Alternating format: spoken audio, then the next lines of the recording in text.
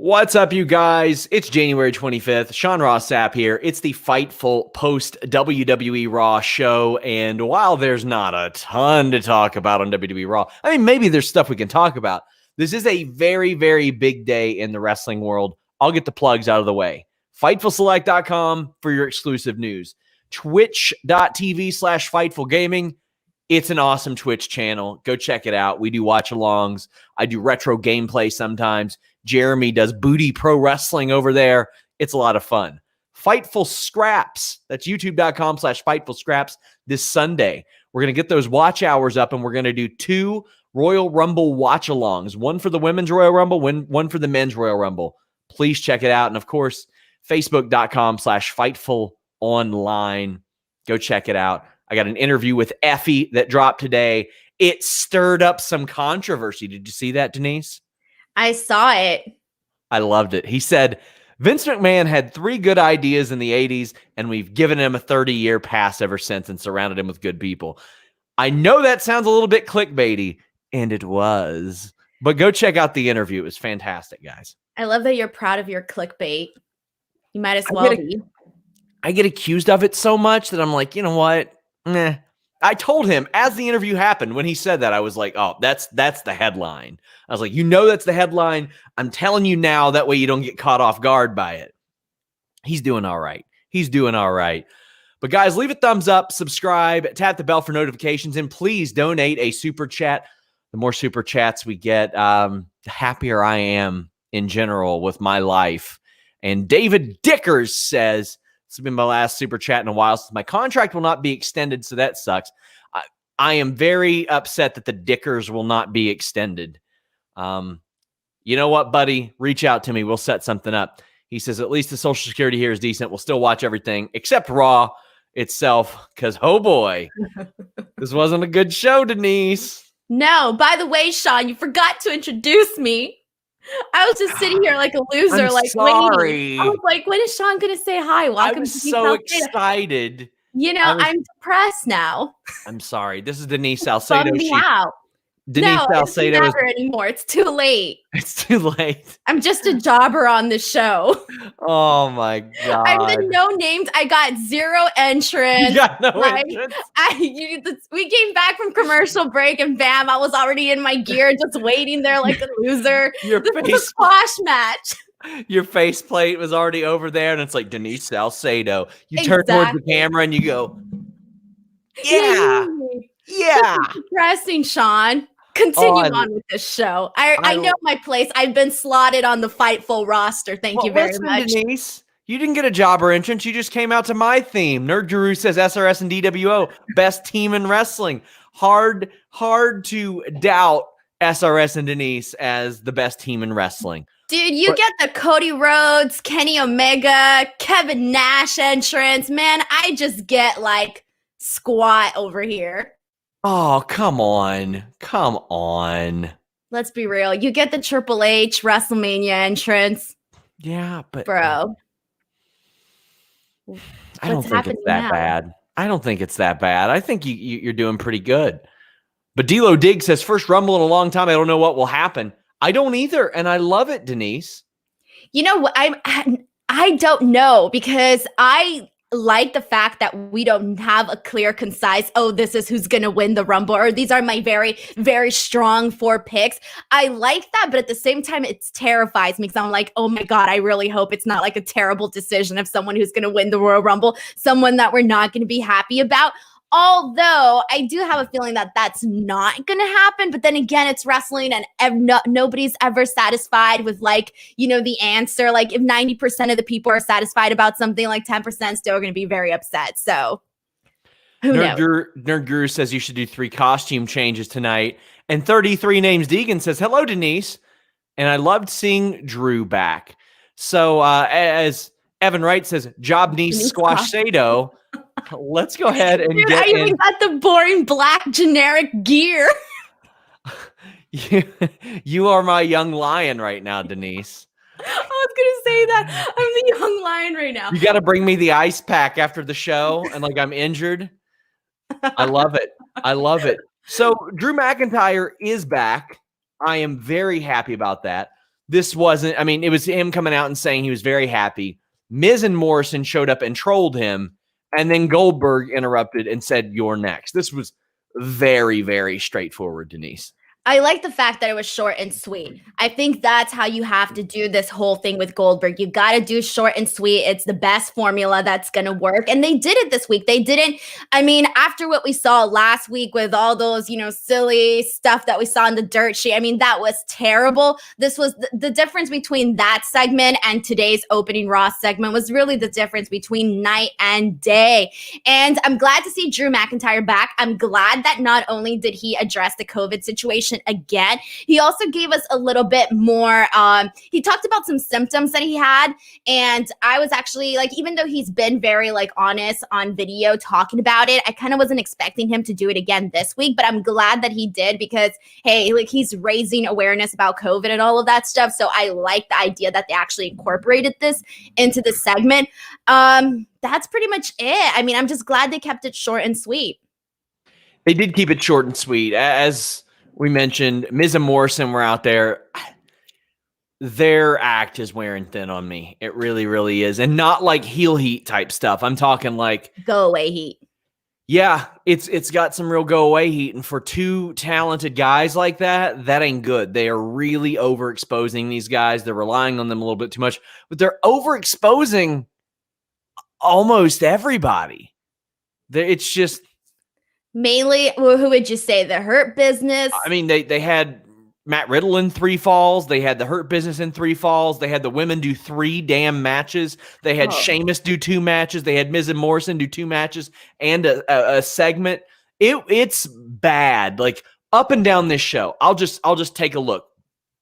Women's match. Okay, Miz and Morrison in a bunch of segments. The women's catastrophe that happened. 3 matches. Xavier Woods and Retribution, I like the promos. We're seeing the same thing with a little bit of alteration every single week. Sheamus in 2 matches, and he's been doing bangers, but Miz and Morrison overexposed here. About the only thing that isn't there is the AJ stuff that I'm really enjoying, but then you got Riddle. This is his 8th straight match against the Hurt Business, and Denise, we've been here before. Apollo Crews, Ricochet, 10 straight falls against members of the Hurt Business. Asuka and Alexa Bliss. Can they not just build up a match and then say, here is the culmination?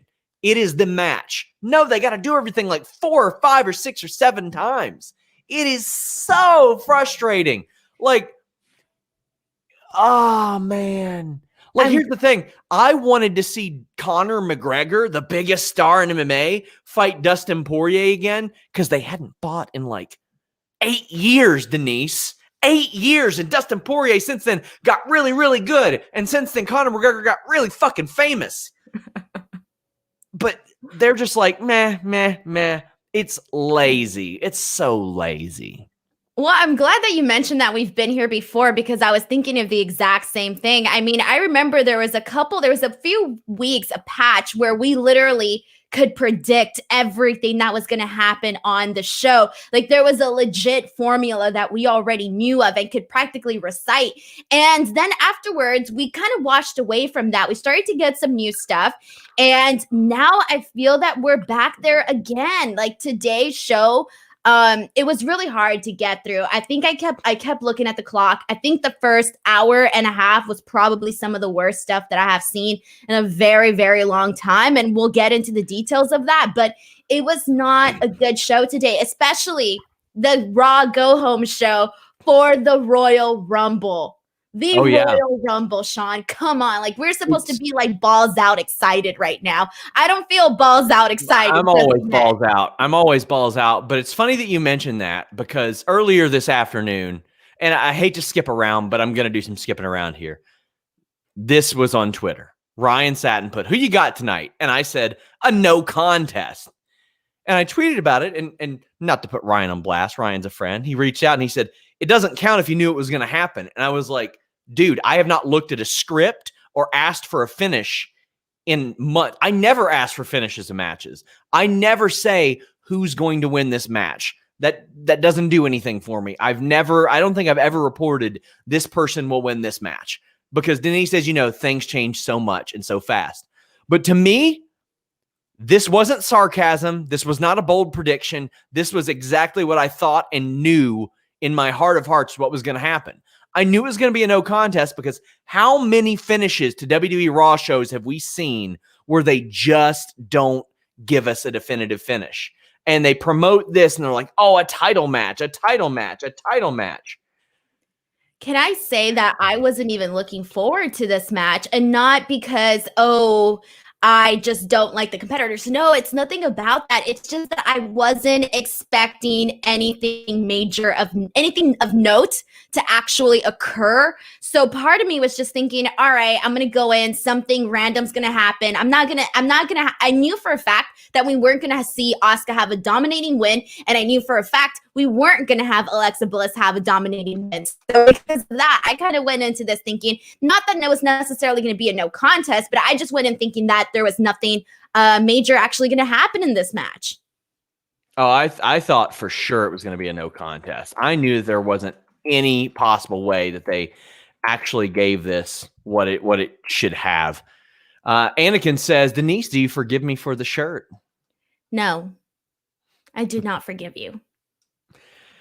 Oh, well, so we got that first segment. And that's really all there is to Goldberg and Drew McIntyre. And I'm all right with it. Whatever. Drew needs to win this match. And Drew said, every time Goldberg has come back, he has beaten the champion. I like that story aspect of it because it's happened and they're playing off of history.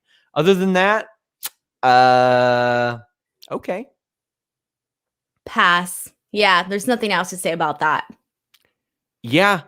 We had Mike JC saying, I think WWE telling us who number 30 is so we don't get our hopes up for that person to win. That's why I think it's going to be Keith Lee or Big E. So here's the thing. WWE Backstage is back for like a day. And they say, oh, well, we're going to tell you who number 1 and 2 and number 30 is. And I'm like, why? Why?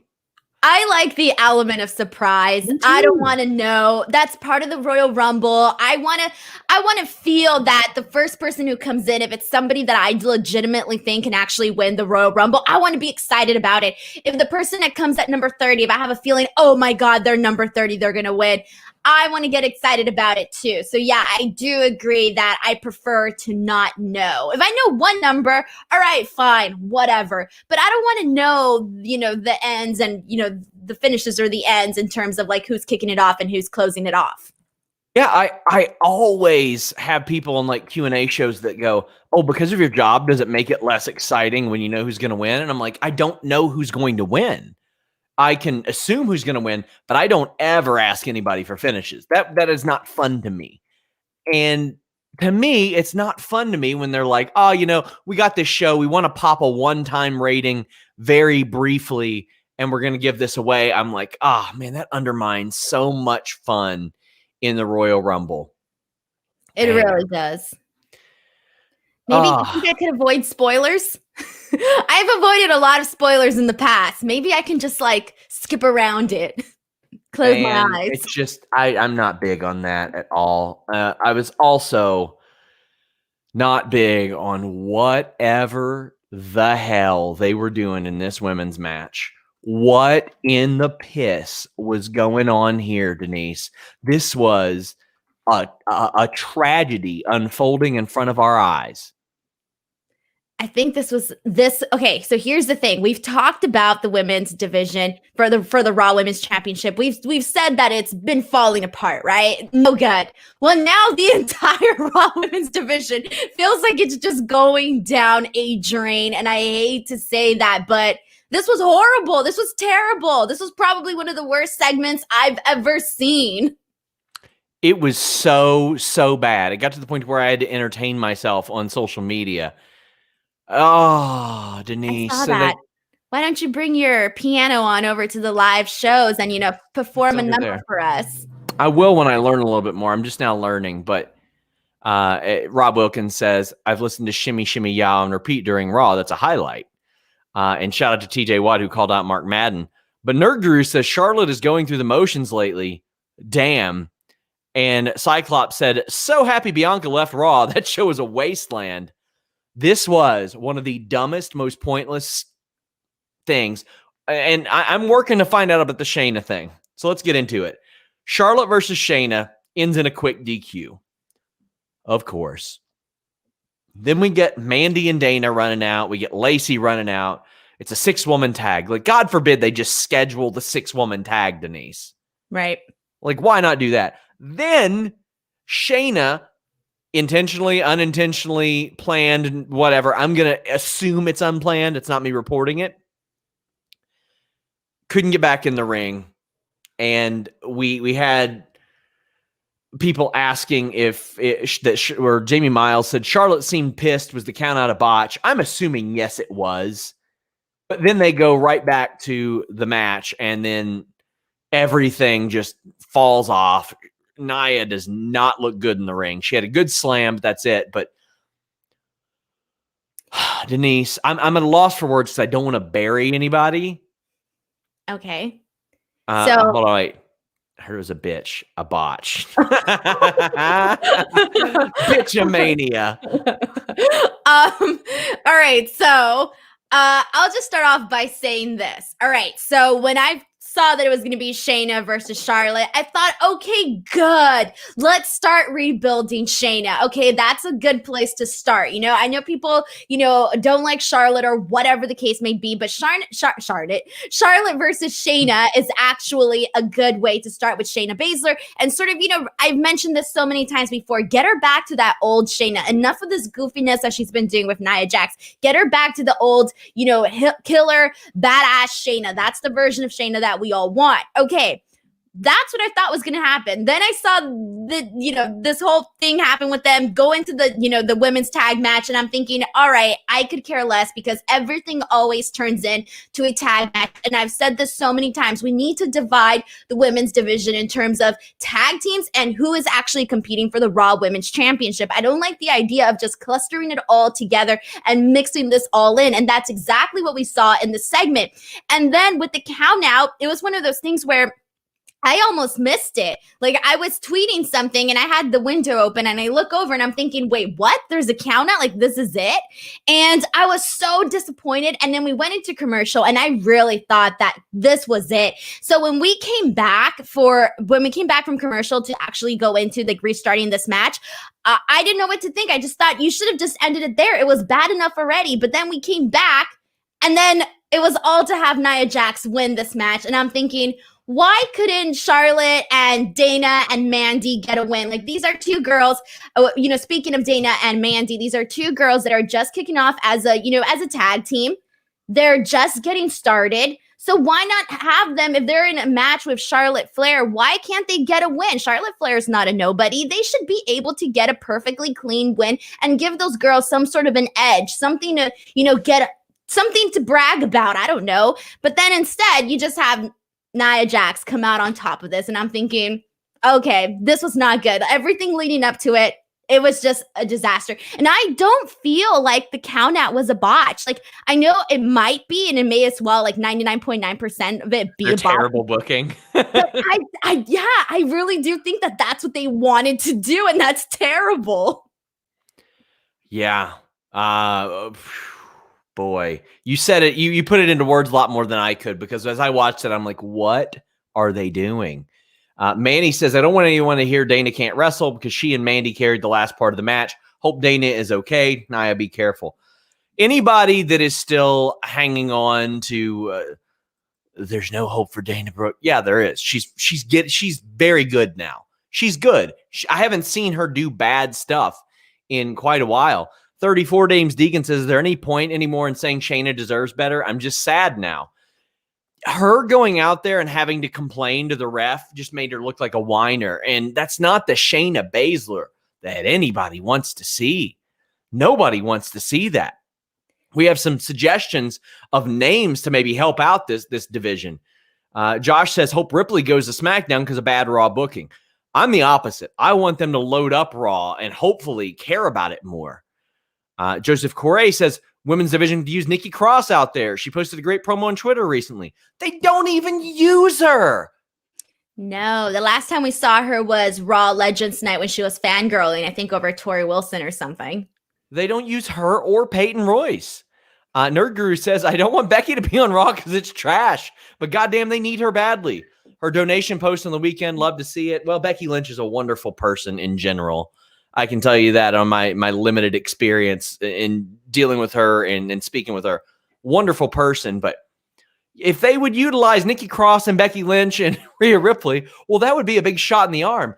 But they utilize half the prizes that they have. I don't think it's even about names, Sean. They can do something with Dana and Mandy. And I know that Dana gets a lot of, negative, comments about her wrestling skills or whatever. But I actually agree with you in the sense where she has vastly improved. And when it comes to Mandy, I do think that she's ever since that whole storyline with Sonya Deville, you have really seen a shift in her confidence where she really comes out with this like fiery attitude that we didn't see before. And I very much saw it tonight. And I do think that if they actually did something with them, they could have something. They could be Raw's version of the Riot Squad if the Riot Squad was also, booked well. Everybody asking where Naomi is. She's injured. She had surgery months ago. iChurch Pastor Blaster says, just gotta tip the piano playing SRS.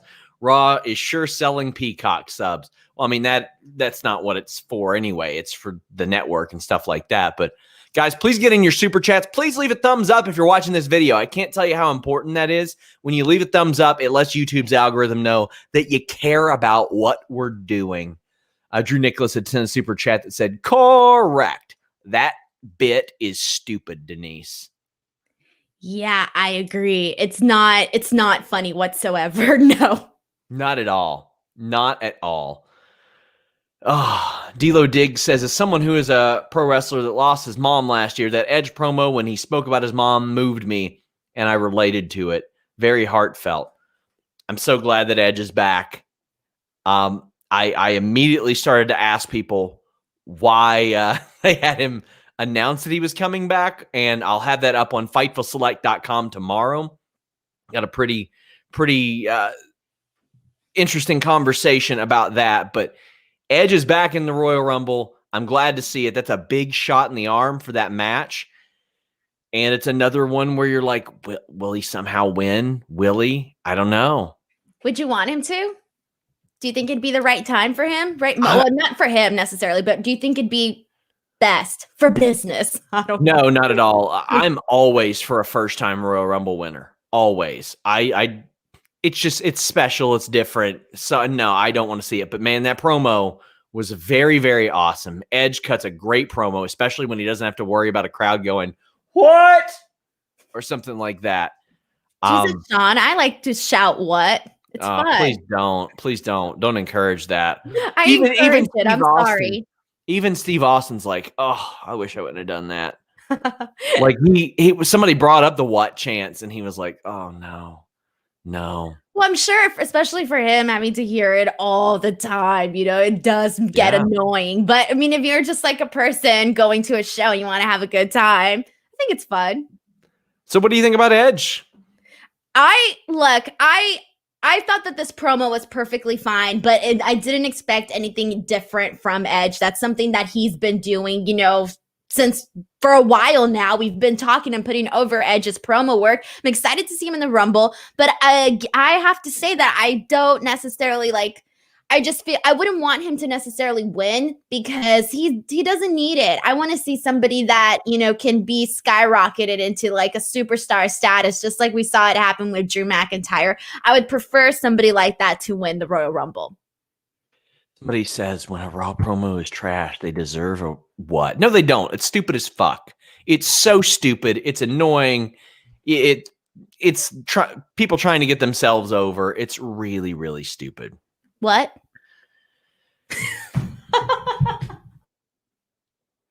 Denise is muted now. Brother Hero says, so Samoa Joe is done. When you say this, it makes it it implies that he has announced something.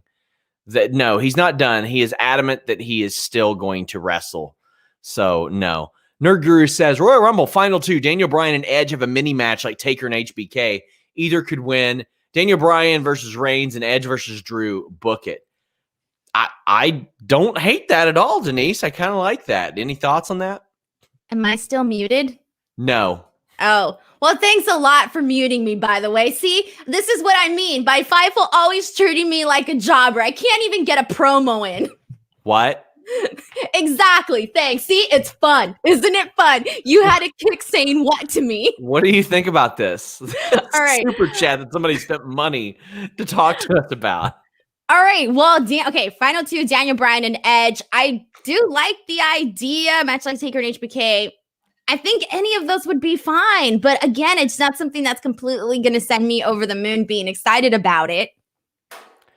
Throwback 27 says Roman versus Edge could be a Rock versus Hogan thing. Nowhere close. Ain't nowhere close. All due respect to those men. They ain't nowhere near the Rock and Hogan level.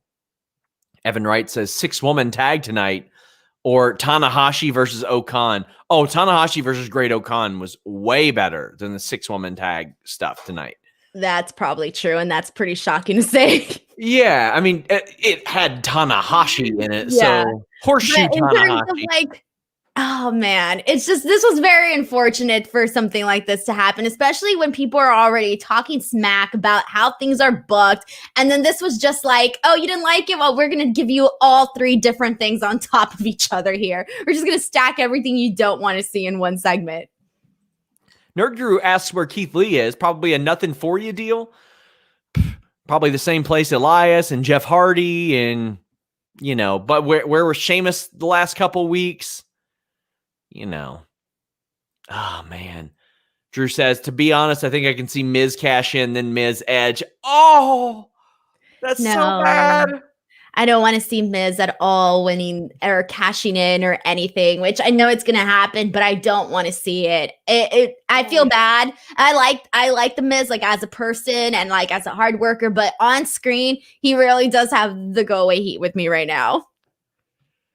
Emma says, isn't hard for me to believe that Denise loves the what chant. She jams to Great Khali's theme song in the car. I do. Do you not like Great Khali's theme song? Yeah, I revealed I'm assuming the Punjabi Playboy version, right? The one, no, it's the Land of 5 Rivers or something like that. Is that what it's called? The song? So it's not the dance music. It's the dancing one. The one with the intro was like. So that's when he was the Punjabi Playboy. That's the one I like. Jonathan says he laughed at Denise's what? See, this is what leads to stuff like that. People think it's funny at first, then nobody gets over the bit. Okay, well, you know what? You just got a nice super chat for that, so you best thank him. I need a lot more. I mean, I do thank everybody that gives their money to us. I really appreciate it. John, you seem very irritated with me today. I'm not irritated. I was very glad to see you. I mean, it was definitely the highlight of these last 3 hours. Razor Jim says, this is just my opinion, but I feel like Stardom has more interesting female wrestlers than that company that just made $1 billion. I mean, you won't be able to tell me they don't after the year that Mayu Iwatani had. I mean, she had, if you put 4 or 5 Mayu Iwatani matches on your top 10 of the year, I'd be completely fine with that. She was incredible. I think Julia is great too. But I also think that we shouldn't necessarily, because the NXT women's division is pretty darn great. And there's a lot of good women there. Talking about the SmackDown women's division as well. Yep, I agree. Oh, boy. Brian asked if his super chat was read out already. No, it's thanks for the review since I don't have time to watch the show. I still prefer Deathmatch Denise over Young Lion Denise. You can't be Deathmatch Denise. Yeah, I can. You're not going through light tubes, are you? I will. You will. If I were, like, for real, it's like if I were a guy and like I, wasn't a scaredy cat, I would definitely be a deathmatch wrestler. You seem like you would blood and gore and the tables and the fire and the barbed wire and the thumbtacks and the light tubes and whatever else. Bring your weapon knife. Did you wrestle like at your house when you were a little kid? Did you play wrestle? No, I didn't have anybody to play wrestle with. Really? You didn't have like the wrestling buddy or anything like that? No, I was an only child. It was a very sad life. Well, I mean, all right, Denise. Man, what? This is sad. Rob Wilkins says this is what I want. Morrison turns on Miz and cashes in. It's got to be Miz. Like that's the whole point of this. It's got to be the Miz. But Or Morrison can cost it for him once he cashes in. It's kind of be like, I'm sick and tired of you, bro. Well, we did see Morrison have an incredible match. Holy crap, an incredible match against Sheamus. Sheamus has been on fire in the ring, and this was one of the better John Morrison matches that I've seen. And somebody asked if I've mentioned GCW Fight Forever. No, I just did a 50-minute interview about it today, and I got another one with Ricky Shane Page coming up this weekend. But anyway, after this really good match, The Miz is like, oh, Sheamus, you face both of us. And Sheamus is like, yeah, okay. And then he loses, and he just looks dumb. He doesn't look valiant. He looks dumb. Now, you know what? If he comes along and says on a post show or something, I was trying to get double my money. I was trying to get more money to win. That's the only reason I did it. Whatever. But I'm supposed to believe that after that, he's just like, yeah, let me do this handicap match. He took a really, really, really great match, and then it was like, well, why would anybody do that?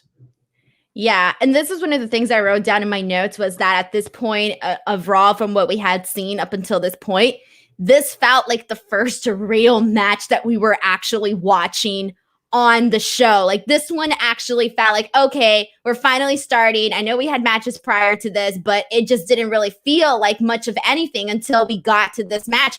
I liked it, and I've been liking what they were doing with Sheamus, and I really would have actually preferred, I do like what they're doing with him in the sense of when they allow him to show that aggression side of Sheamus, that, that killer side of him. That's what really gets over with me, because when he does it really well. And I would like to continue seeing that.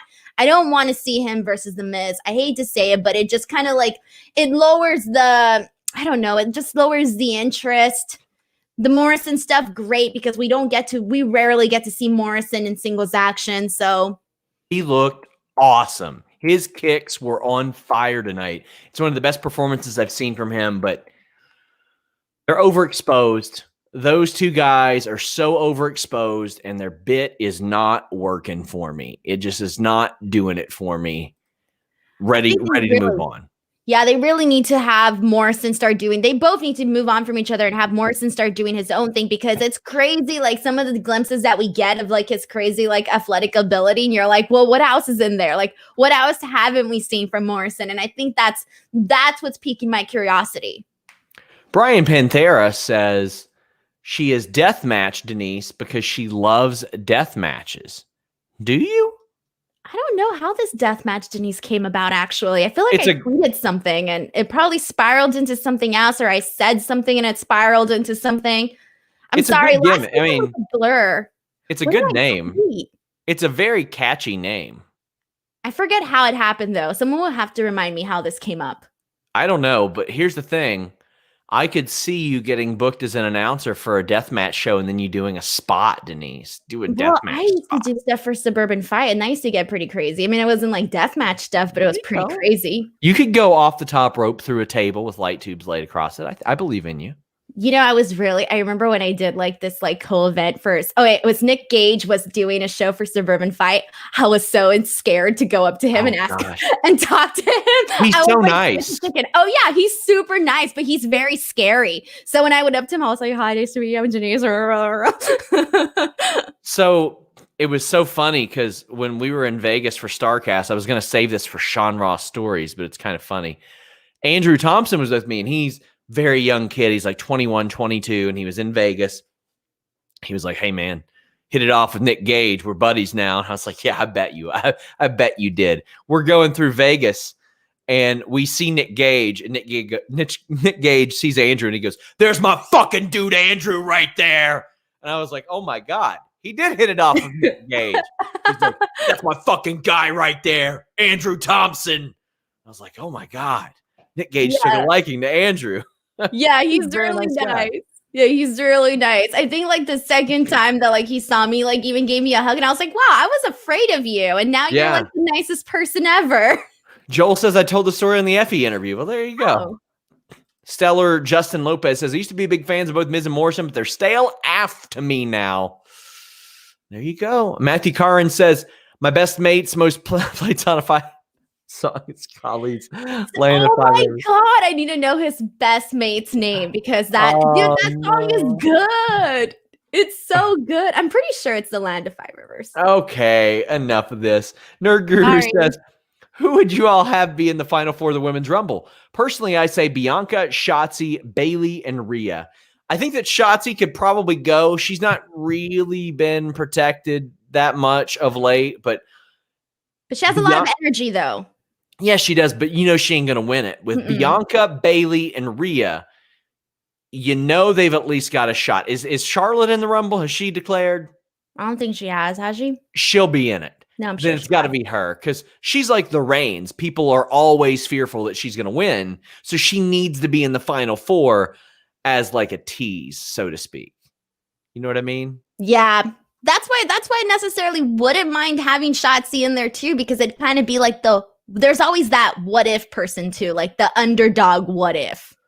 Reminder, guys, tomorrow, I believe it's at 2 p.m. Eastern, I'll be with Just Jesse. We're making our Royal Rumble predictions. And then this Sunday, I'll be joined by Alex Pawlowski.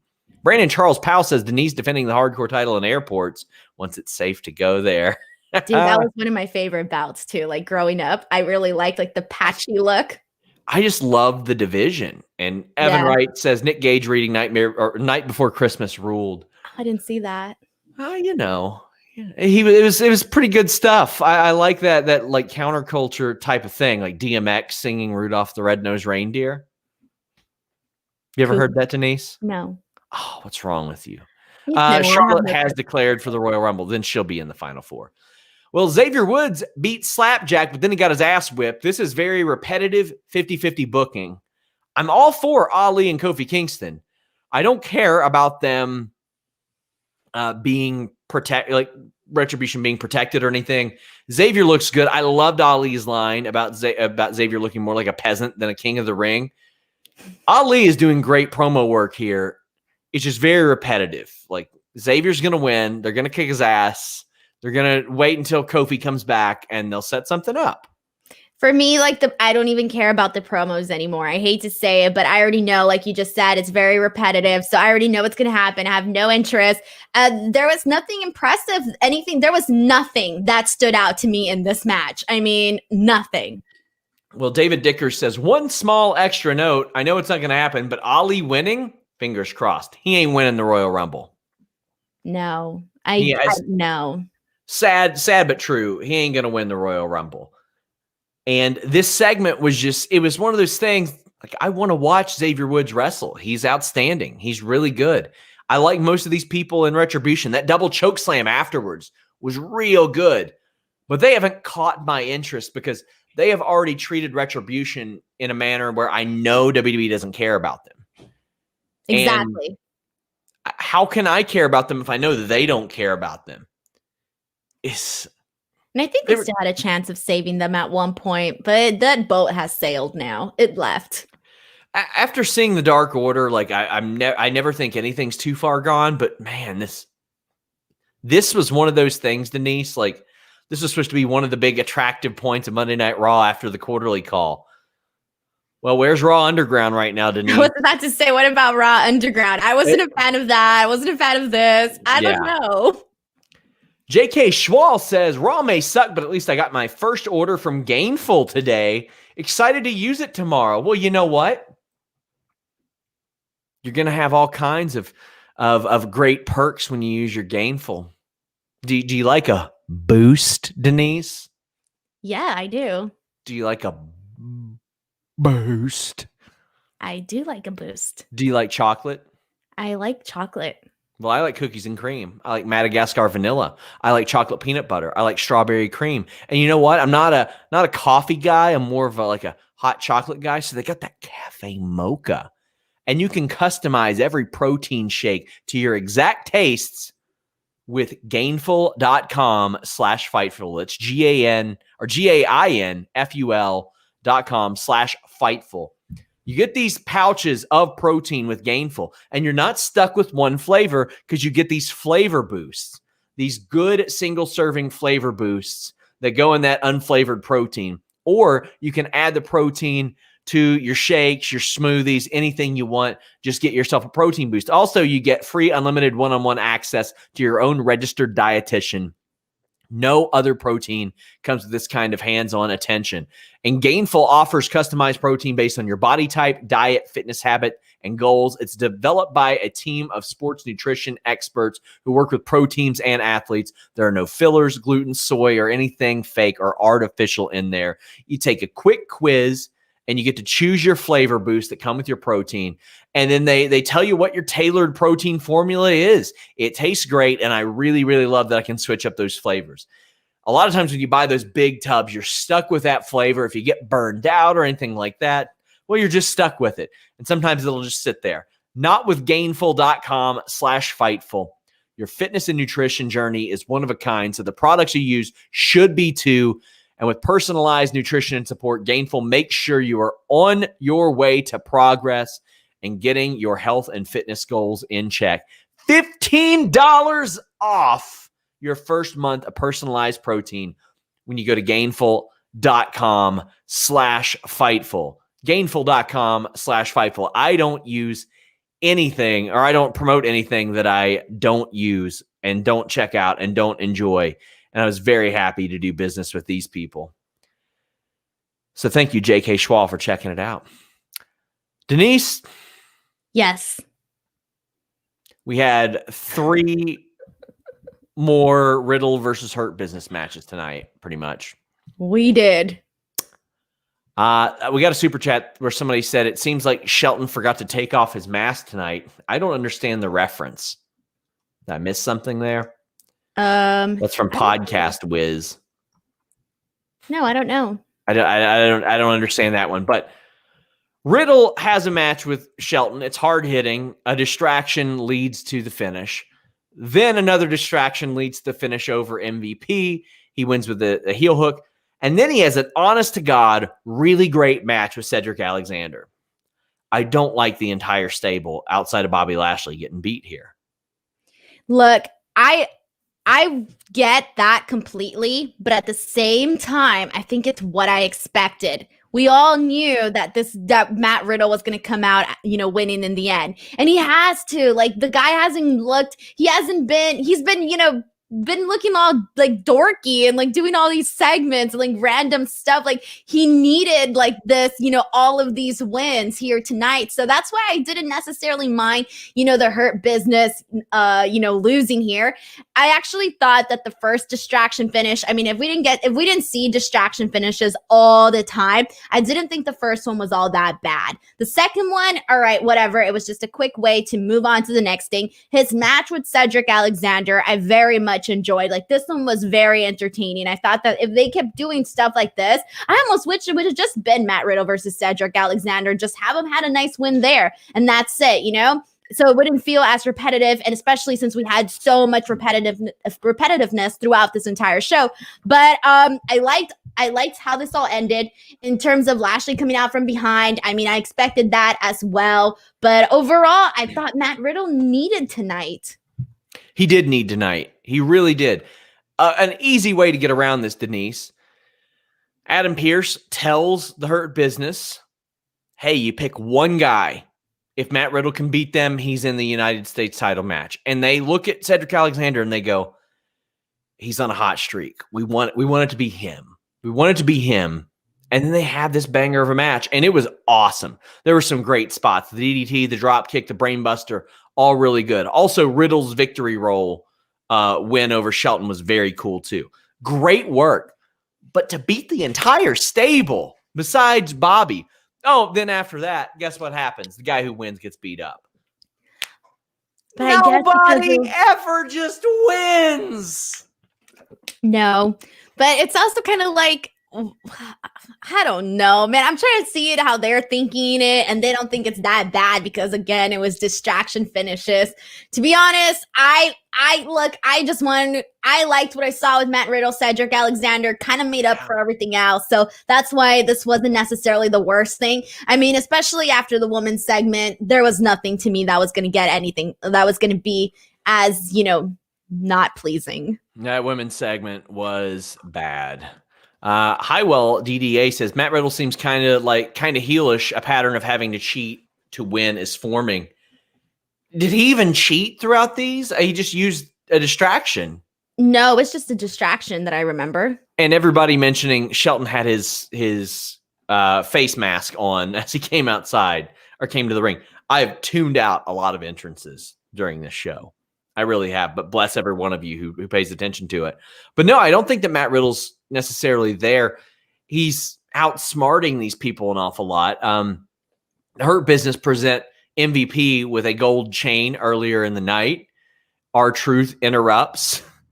That was all right. But then R-Truth wants in the Money in the Bank ladder match, which is actually the Royal Rumble. And AJ's like, I volunteer. And then he beats R-Truth. I am loving AJ Styles crushing everybody's Royal Rumble dreams. This has been a nice mini storyline, and he's getting heated up before the Rumble. That was actually my favorite match of the night. I thought it was the most fun, entertaining thing that we saw throughout the entire show, honestly. This was the best part of the night. Hands down. And I did like that backstage segment where AJ Styles was like, oh, I'm benevolent or something. And he's like, oh, I'm Capricorn. And then he asked, almost, whatever. He's like, are you a Taurus? And I was like, where is he going with this? Because I'm a Taurus. I was so ready to hear what he was going to say. And then when he switched it into the car Taurus or whatever, I thought that was all hilarious. But yeah, this was for me. This was the highlight of Raw. I like the little storyline. They're heating him up. They heated Cesaro up. They've got Daniel Bryan looking good. Everybody's wondering, is Keith Lee going to be among the finalists? You got Edge popping up again. Randy Orton's going to be in it. Fiend might be in it. You just assume that. In fact, Hannah had said that she figured that they would get 3 Bray Wyatt characters during the Rumbles, but please don't give us 3 Alexas. Well, we still have to talk about that. I was like, what's left on the show? Yep. Alexa Bliss, after a really weird Orton promo, is out there swinging on the swing set. Get your super chats in now, guys. What did you think of the promos before we get into anything else? All right. The promos... I didn't love it, didn't hate it. It was just there for me. I've already said that I like what Alexa does, so I'm good with all of that. But in terms of like moving everything forward, I didn't really feel like it did that. And there wasn't anything that I guess you can say really stood out to me. When she was singing on her swing set, I was like, okay, so now we're going. She's really pushing the lullaby thing. So all right, whatever. But there was nothing really that stood out for me in terms of that. It was just another promo. And I didn't need to see it. I'm at such an indifferent point. I'm stumbling over my words. I'm trying to find new ways to say the same shit that I've said because they've given us the same shit so many times. You know what I mean? You're like me, make up words. I make up words all the time. You sure do. Rob Wilkins says, I rolled my eyes with, if this was the Royal Rumble. Yeah, I'm a sucker for that stuff. And Anakin JMT says, R-Truth thinking the Rumble's Money in the Bank is just continuing the story of the 2016 Rumble where he thought it was a ladder match. Yeah, I mean, him always being confused is pretty well there. Nerd Guru says, the hokey BS peaked in the Funhouse match. It's lame. I agree. And again, get your super chats in. We're talking about the main event. I knew it was going to be a no contest. Asuka gets some good offense. And then they cut to the ring, and Asuka's riding a musical horse, Denise. Is it what do you call it, like a wooden pony or something? I don't know. Like that thing that like every little girl has?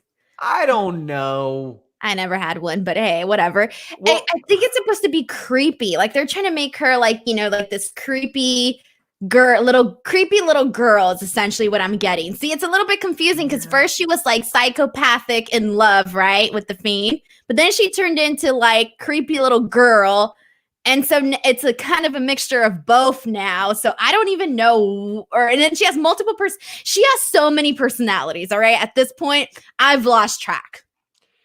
And I really thought that this demented one would be the one to unseat Asuka, but they can't just build up to a WrestleMania match and then have Alexa win the title. No, they got to do the match and Alexa wins, then do the match and it's a no contest. And you might say, well, gee, Sean, why is it a no contest? Well, because Randy Orton's crispy ass shows up and hits Alexa with an RKO, and then that just ends. No announcement of a winner whatsoever, as is tradition on Monday Night Raw. A main event match with no finish. Nobody announces a winner. Sean, Triple H disappeared before our very eyes. So we ignorant. never found out whatever happened to him. Was that last week? Wasn't that like 2 weeks ago? Maybe. It runs together at this point. I don't know. But the point is that we never heard from that. This ended just like that. I mean, if I'm Asuka, am I pissed? Am I relieved? What am I? So yeah, last week was Alexa and Asuka, and it was a non-title match. So then it was 2 weeks ago. What's it matter?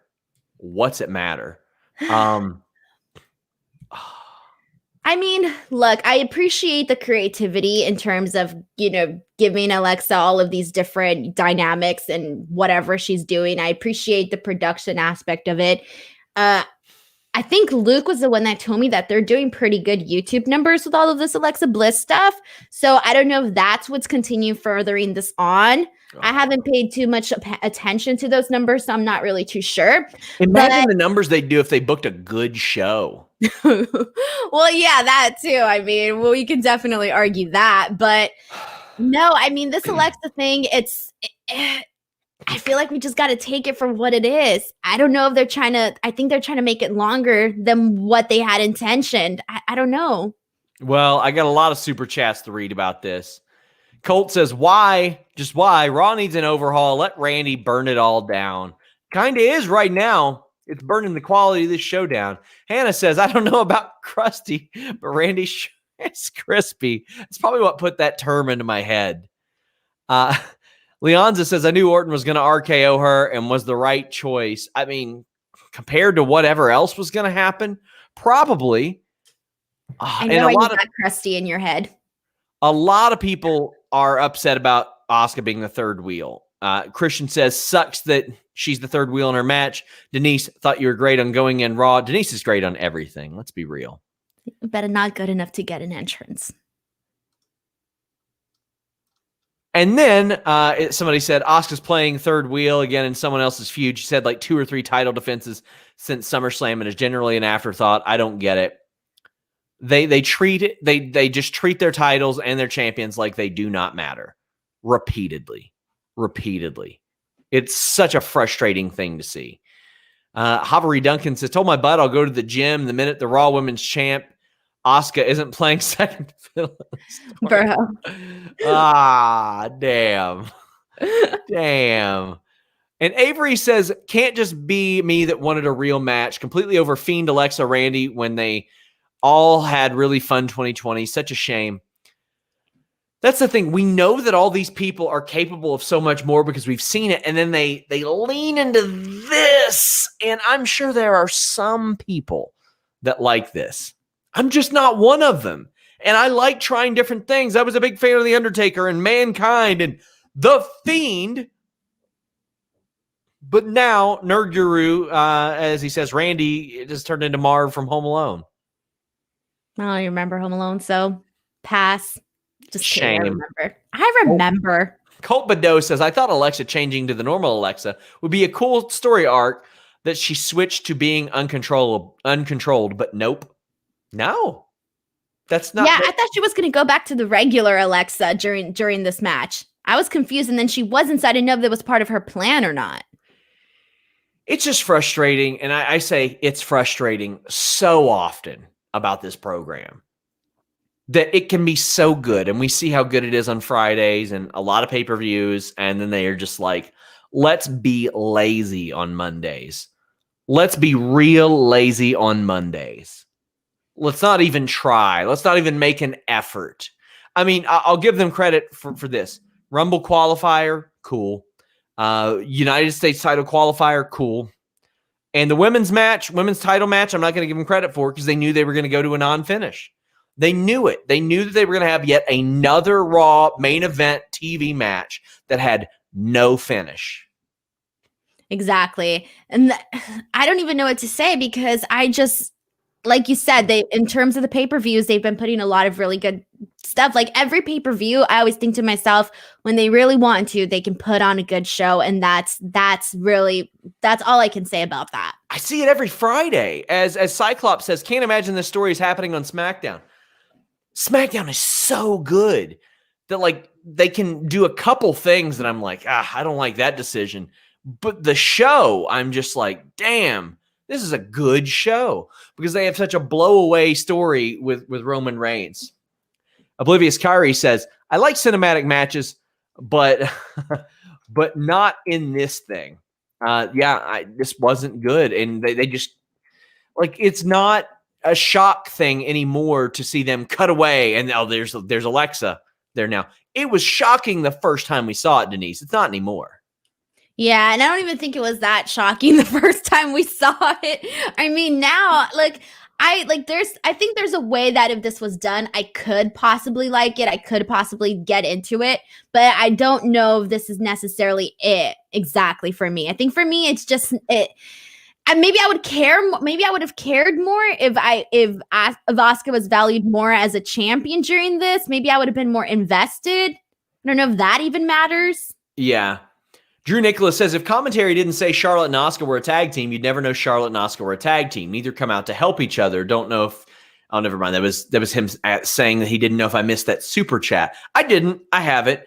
Well, okay. I get it tonight. I understand why they didn't tonight.